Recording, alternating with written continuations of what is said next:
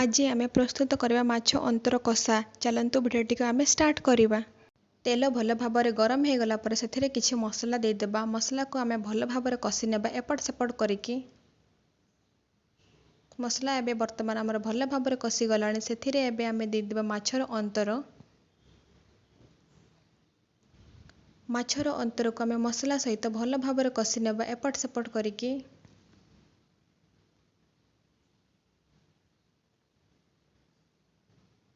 माछर अंतर आमर मसला सहित भल भाव कषि गलानी।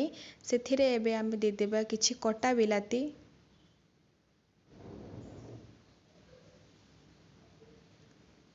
बिलाती के आमे सिझेबा पई सेथिरे किछि अल्प टिके लूण आ हळदी देबा। तक आमे भल भाव मिसई नै जिबा।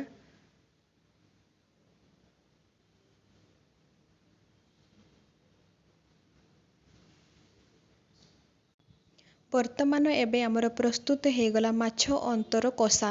केते सुंदर भाव आमर प्रस्तुत हो गला।